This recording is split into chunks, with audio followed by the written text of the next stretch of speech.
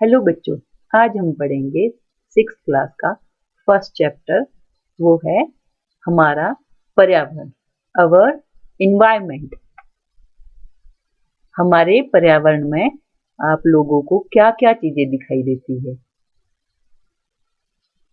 हमारे पर्यावरण में प्लांट्स है, एनिमल्स है, अलग अलग तरह की चीजें हैं जिनके बारे में हम पढ़ेंगे। We see a variety of plants and animal around us. हम क्या देखते हैं? प्लांट्स और एनिमल्स की वैरायटी देखते हैं। अलग अलग तरह के प्लांट देखते हैं और अलग अलग तरह के जानवर देखते हैं। They may be similar or different. वो क्या है? एक जैसे भी हो सकते हैं और एक दूसरे से भिन्न भी हो सकते हैं। Depending upon the geographical and climatic conditions. अब ये किस पर निर्भर करेगा? वहाँ की भूगोलिक और जलवायु स्थितियों पर। जियोग्राफिकल कंडीशन क्या होता है? क्या आप लोगों को पता है क्या होता है जियोग्राफिकल कंडीशंस? जियोग्राफिकल कंडीशन भूगोलिक परिस्थितियां किसी स्थान की भूमि, पहाड़, नदियां और जंगलों को बताती है। वो हुई किसी जगह की जियोग्राफिकल कंडीशंस। कोई जगह पहाड़ी वाली है, प्लेन है, रेत वाली है, वो क्या हुई? वहां की जियोग्राफिकल कंडीशन, भूगोलिक परिस्थितियां। और क्लाइमेटिक कंडीशंस क्या हुई?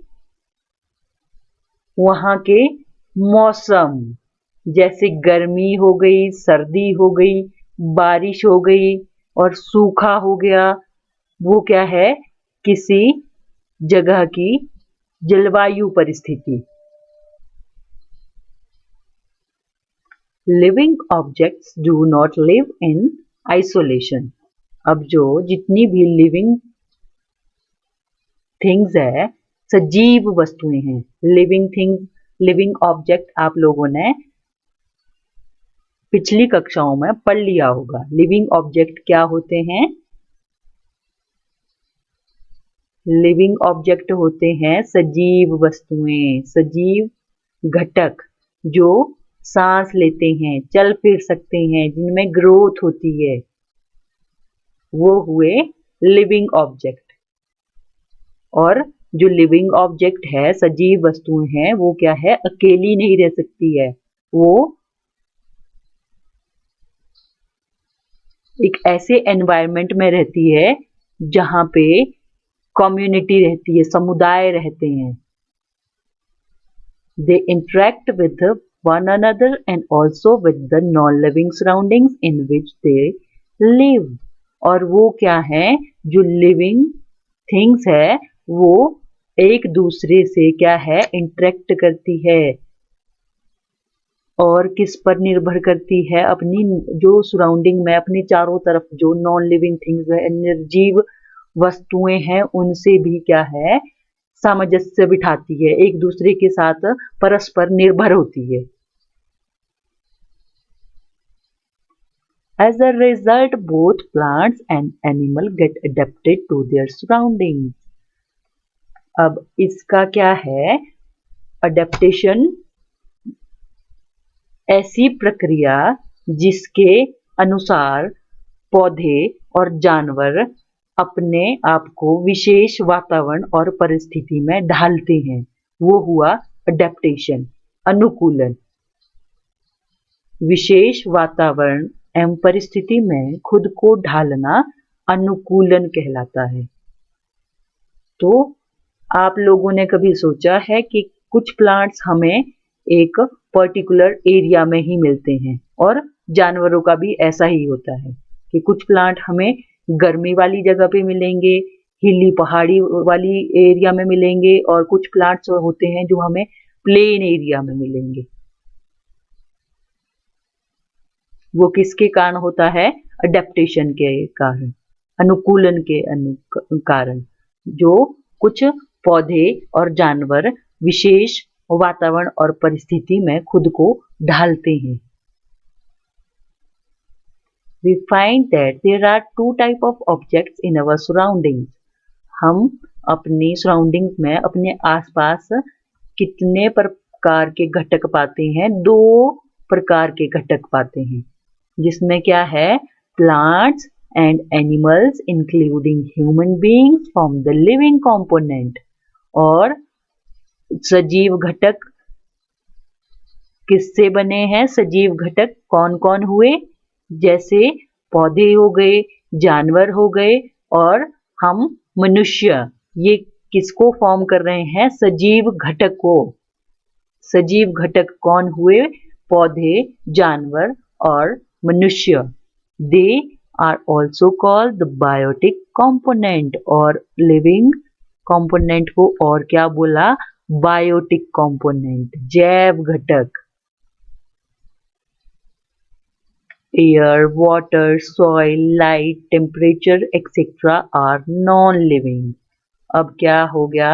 हवा, पानी, मिट्टी, लाइट, तापमान, ये क्या हो गए? ये हमारे निर्जीव घटक हो गए।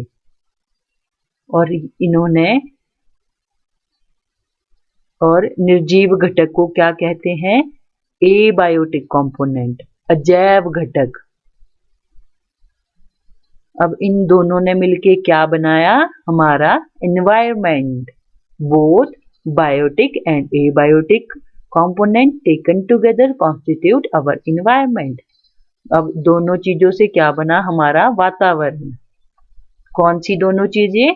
लिविंग और नॉन लिविंग, सजीव वस्तुएं और निर्जीव वस्तुएं। इन दोनों चीजों ने मिलकर हमारा वातावरण बनाया। सजीव घटक में आ गए हमारे पौधे, जानवर और मनुष्य, और निर्जीव घटक में आ गए हवा, पानी, मिट्टी, लाइट और तापमान। इन दोनों ने मिलकर बनाया हमारा एनवायरनमेंट, हमारा पर्यावरण। अब हम पढ़ेंगे बायोटिक एनवायरनमेंट के बारे में, जैव वातावरण के बारे में। Living organism, that is all plants and animal including humans form the biotic environment. जैसे कि हमने अभी पढ़ा, लिविंग ऑर्गेनिज्म जो सजीव वस्तुएं हुई, कौन कौन हुई? पौधे हुए और जानवर हुए और मनुष्य हुए। इन्होंने क्या बनाया है? हमारा जैव पर्यावरण। Let us try to understand its different component one by one. अब हम इनको एक एक करके पढ़ेंगे। सबसे पहले हैं प्लांट्स। प्लांट्स क्या है? प्रोड्यूसर्स हैं। क्या है? प्रोड्यूसर्स, उत्पादक। हमने अपनी पिछली कक्षा में पढ़ा है कि प्लांट्स क्या करते हैं? अपना खाना खुद बनाते हैं। और कौन सी प्रोसेस के द्वारा बनाते हैं? प्रकाश संश्लेषण के द्वारा, फोटोसिंथेसिस के द्वारा। और पौधों में क्या पाया जाता है? क्लोरोफिल। उनकी पत्तियों में, हरी पत्तियों में क्लोरोफिल पाया जाता है, जिसके द्वारा वो अपना खाना बनाते हैं। और पत्तियों को प्लांट की फूड फैक्ट्री भी कहा जाता है। We all know that plants like other organisms need food. अब हमें क्या पता है कि पौधे को भी हमारी तरह ही भोजन की आवश्यकता होती है, एनर्जी की आवश्यकता होती है।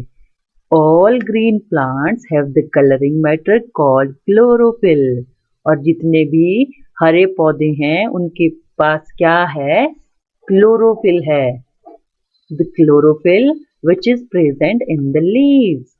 हमने अभी पढ़ा था, मैंने जैसे बताया कि क्लोरोफिल कहाँ पे होता है? पौधे की हरी पत्तियों में होता है, जो क्या करता है? सनलाइट को, सूर्य के प्रकाश को एब्सॉर्ब करता है, अवशोषित करता है, और हरी पत्तियों में खाना बनता है पौधे के लिए। The chlorophyll which is present in the leaves absorb energy from the sunlight. This energy is use to prepare food. अब उस ऊर्जा का उपयोग कहाँ पे किया? खाना बनाने में। For this plant also use carbon dioxide from the atmosphere. अब प्लांट ने कार्बन डाइऑक्साइड कहाँ से लिया? एटमोसफेयर से, हमारे वातावरण से। हमारे चारों तरफ जो एयर है वो क्या है? गैसेस का मिक्सचर है। इसमें अलग अलग तरह की गैसेस पाई जाती हैं। अब इस एयर से प्लांट ने क्या लिया? Carbon dioxide.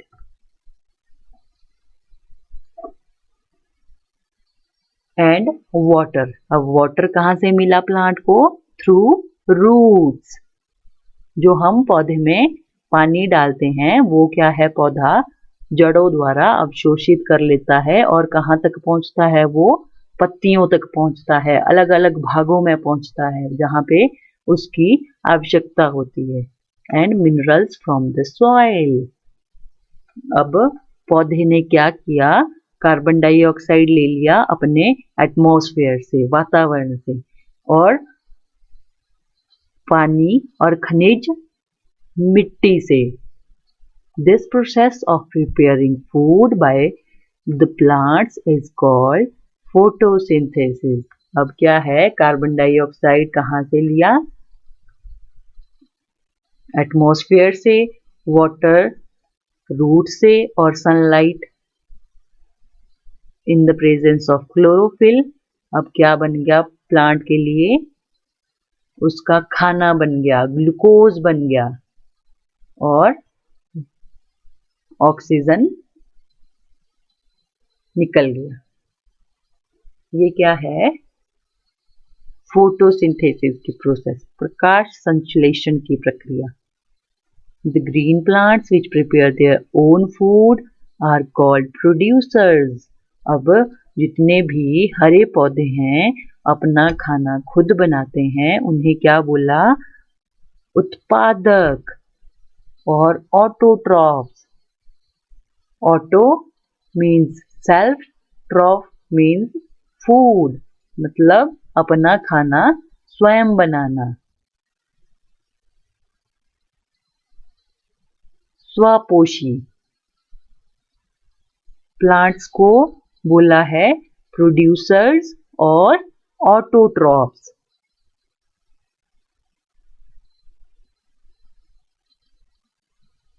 अब हम पढ़ेंगे एनिमल्स के बारे में। एनिमल्स क्या हुए? कंज्यूमर्स, उपभोक्ता। उपभोक्ता क्यों कहा गया है एनिमल्स को? क्यों? क्योंकि वो अपना खाना खुद नहीं बना सकते हैं, वो क्या है? प्लांट्स पर डिपेंड होते हैं।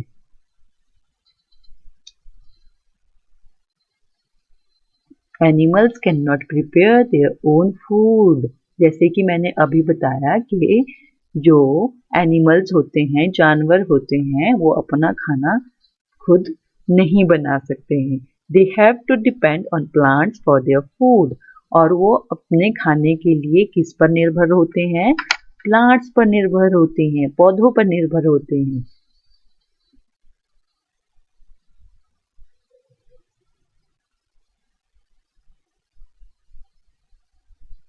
They are called consumers. और उनको क्या बोला है? कंज्यूमर्स बोला है, और हेटेरोट्रॉप्स बोला है। कंज्यूमर उपभोक्ता, जो क्या है? अपने खाने के लिए प्लांट्स पर डिपेंड हो रहे हैं। जैसे यहाँ पे हमारे पास क्या है? पिक्चर में दिखाया गया है, गाय घास को खा रही है। गाय अपना खाना खुद नहीं बना सकती है, और प्लांट्स अपना खाना खुद बनाते हैं, इसलिए ये क्या हुए? ऑटोट्रॉफ्स। और एनिमल्स क्या हुए? Heterotrophs.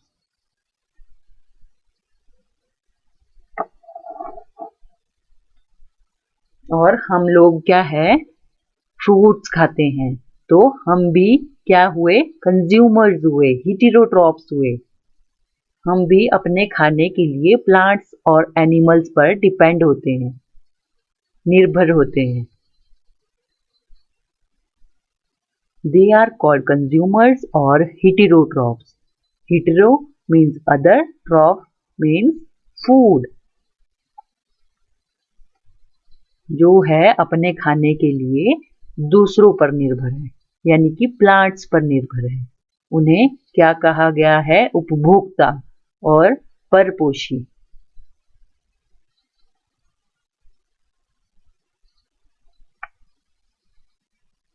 All animals feed on green plants either directly or indirectly. अब जितने भी एनिमल्स है वो क्या है? हरे पौधों पर निर्भर होते हैं।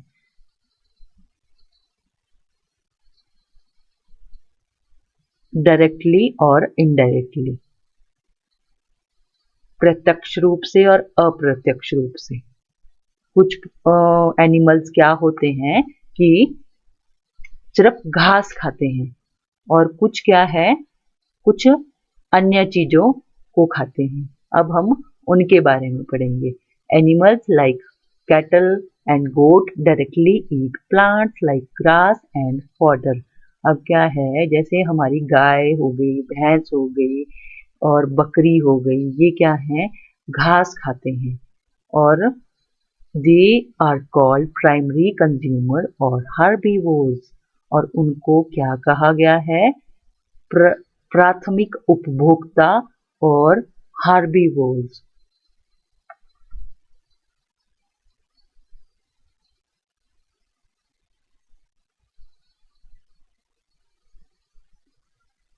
घास खाने वाले जो सिर्फ घास खा रहे हैं उनको क्या कहा गया है? हर्बीवोर्स।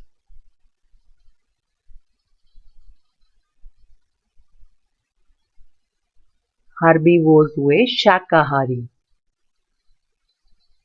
जो सिर्फ घास खा रहे हैं। वो कौन कौन से एनिमल्स हुए? जैसे गाय हो गई, बकरी हो गई, बैल हो गया, वो सिर्फ घास खा रहे हैं, इसलिए इन्हें क्या कहा गया है? हर्बीवोर्स, शाकाहारी। Animals like tiger and lion feed on these herbivores. अब जो शेर हो गया, टाइगर हो गया, वो किसको खा रहा है? इन हार्बीवोर्स को खा रहा है, यानी कि इनडायरेक्टली डिपेंड अपॉन प्लांट। अब कैसे? हार्बीवोर्स ने प्लांट को खाया और हार्बीवोर्स को टाइगर और लॉयन ने खाया। तो ये क्या है? टाइगर और लॉयन इनडायरेक्टली डिपेंड हो रहे हैं, निर्भर हो रहे हैं पौधों पर। Depends on these herbivores. In other words, they hunt and eat cattle, goat, etc. अब ये क्या है? किसका शिकार करते हैं?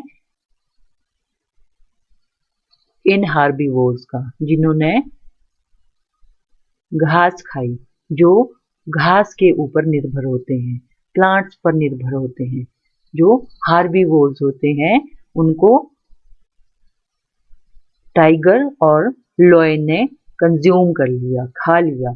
सच consumer which feed on plants indirectly, ये क्या है? अप्रत्यक्ष रूप से पौधों पर निर्भर होते हैं और इसीलिए ये क्या है? Secondary consumers. और कार्निवोर्स, कार्निवोर्स हुए मांसाहारी, जो मांस खाने वाले जानवर हैं। There are some animals which feed on both producer as well as primary consumers. अब क्या कौन से एनिमल्स आ गए हमारे पास जो दोनों पर निर्भर होते हैं? हार्बीवोर्स पर भी और कार्निवोर्स पर भी, शाकाहारी पर भी और मांसाहारी पर भी, जो फ्रूट्स भी खाते हैं और मांस भी खाते हैं। और उन्हें क्या कहा गया है? सर्वाहारी, omnivores. There are some animals which feed on both producers as well as consumers. They are called omnivores. Animal like bear, pig, etc. are omnivores. अब जैसे ये क्या है? बियर है, ये क्या है? ओमनीवोर्स है। ये क्या है? हार्बीवोर्स पे भी डिपेंड है और ये कार्निवोर्स पर भी डिपेंड है, यानी कि ये दोनों पर डिपेंड है।